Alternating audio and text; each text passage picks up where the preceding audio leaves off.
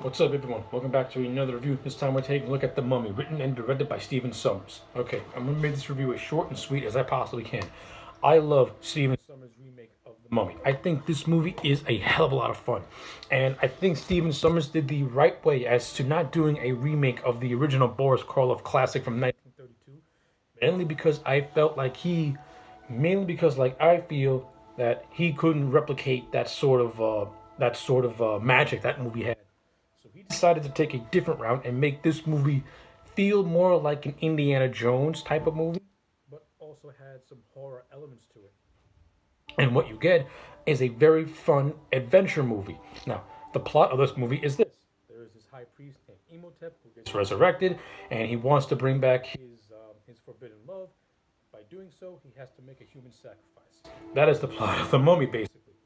Yeah, this movie is not based on heavy plotting. It's not based on anything. This movie is just meant to have a lot of fun and a lot of enjoyment. And with that aspect, I think this Stephen Sommers did a fantastic job bringing this movie to life. From a visual standpoint, I think this is a really good-looking movie. From a 1999 standpoint, Stephen Sommers did a good job at blending in practical and special effects. I think the CGI in this movie actually does look pretty good, and a lot of those scenes still hold up. The sandstorm scene, which is the most famous scene of this entire movie, it's still a lot of fun, and it still holds up to me. And most of the other scenes, they're mostly just practical, and they look great. The look of the mummy itself, Imhotep, is creepy. It has a forebodingness to it, and I like it. It has a good value. Like I said, Stephen Sommers did a good job at bringing in some of those horror elements, but he did it. But he was also smart to keep this movie light-hearted in a way, while also mixing in some horror elements, and it's a good blend. Now, like I said, the story for this movie is just bare bones, and the characters in this movie, these aren't characters that you're gonna latch onto, that you're gonna have psychological breakdowns with. But these are just stock adventure serial like characters. And what makes these characters actually stand out are the actors. You have Brendan Fraser who plays Rick O'Connell, and I've always considered Brendan Fraser to be a very underrated actor. And I love him as Rick O'Connell. I think Brendan Fraser was great in this movie. I think Stephen Sommers knew how to play to Fraser's strengths, and Rick O'Connell will forever go down as one of Fraser's most memorable and best roles. I like him in this movie as our Indiana Jones type of hero. I like how he has a very scattered backstory. We don't know all that much about him except what we see in the prologue with him being in the Legionnaire, and then him seeing something happen at Hamanoptera that got him in prison. And I like that we don't know too much about Rick, and that it leaves it up to the imagination. But we do know that he is a hero, and he will do what he has to do. And Brendan Fraser is a very charismatic actor. And Brendan Fraser won't go down as the world's greatest actor, but he has a charisma to him, and he brings that likable charisma to the character of Rick O'Connell. You also have Rachel Weisz, who plays the love interest Evelyn, and I like Rachel Weisz as an actress. I thought she fit the role of Evelyn really, really well, giving that character an intelligence. And I also thought that Wise and O'Connell have a very good chemistry with one another, and I like the romance that develops throughout the course of the movie between the two. So I got zero complaints from there. Jonathan Hanna plays Jonathan, who is Evie's brother, and I like Jonathan Hanna in this movie. I think he's funny.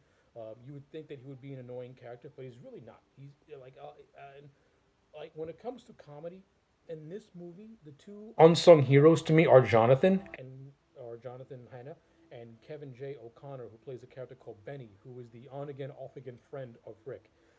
I like the character of Benny. I like Kevin J. O'Connor's performance as Benny. I do not like the fact that Benny went out the way he did. I mean, when you watch this movie, Benny is not a diabolical character. He just does things that he feels is going to benefit him, and he's going to choose the winning side. He doesn't do things out of like malice, or he doesn't do things out of anything like that. Yeah, he's greedy, but that's pretty much it. But he's also a wimp, and he's a mousy type of character, and he's easily intimidated. But his death scene at the end is kind of horrific and gruesome, because these ancient scarab bugs pretty much eat him up alive. I mean, you don't see it happen, but it's left to your imagination. And I'm like, even when I first saw this movie, like, Benny was an asshole, but he didn't deserve that kind of death. Maybe just me liking Kevin J. O'Connor. I got a lot of amusement out of his performance. But yeah, Jonathan Hanna and Kevin J. O'Connor, those are my two favorite supporting actors in this movie. I thought they were funny. Oded Fair plays the character called Ardith Bey, who is the leader of this ancient society known as the Magi, who are guarding the mummy to make sure he doesn't get resurrected. Again, Ardith Bey has a mysterious look, has a mysterious look to him. We don't know all that much about him, and I think it works for the character. And I thought Oded Fair, he did a solid job at bringing the character to life, and he does have some fun sequences here and there scattered throughout the movie. Now we get to Arnold Vosloo, who plays the Imhotep, the mummy. Now, I feel Arnold Vosloo is a very underrated and underappreciated actor. He ain't the world's greatest actor, but he's not a horrible actor whatsoever. And I think the Mummy utilized Vosloo's strength by making him more of a mythical presence as opposed to an actor. And with the limited dialogue that Arnold Vosloo does have in this movie, it works, and he brings this theatrical presence to it. And not to mention, I also kind of enjoyed the twisted Romeo and Juliet angle that he and Anaxanamun have in this movie as well. You know, Imhotep clearly loves this woman and will do whatever he can to resurrect her, even if he has to kill.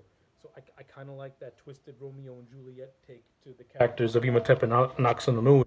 And I think Patricia Velasquez, yeah, she only has a few. She was only in the prologue, but she's only in the prologue. But and even in those few minutes that they share screen time, you know that this is a forbidden romance and they want to be with one another. And the Imhotep's going to do whatever he can to do it. If he has to kill the pharaoh, he'll kill the pharaoh. If he has to bring down Egypt, he'll bring down Egypt. So, and Arnold Vosloo, like I said, puts on a good performance for this movie. I like him as the villain. He comes across as very, very intimidating, but also has a romantic element to him as well.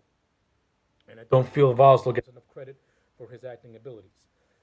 If I have more criticisms, I think this movie can be a little bit bloated at times. I think this movie suffers from way too many characters. Because especially when Rick and his group do get the Hamanoptera, they're sharing screen time with this opposite group that the character of Benny is a part of, and a lot of these characters are pretty much just set up to just die when Imhotep finally gets resurrected. They don't really add much to the plot. I mean, and there is one character who I feel is very underutilized, and that's the this character who is the curator at a library that Evie works at, and he's revealed near the end of the movie to be a part of the Magi. I don't think that character gets enough screen time because I actually enjoyed that character. I liked him, and I would have actually liked to have seen him at least get into the final battle. If you're gonna kill him off, kill him off.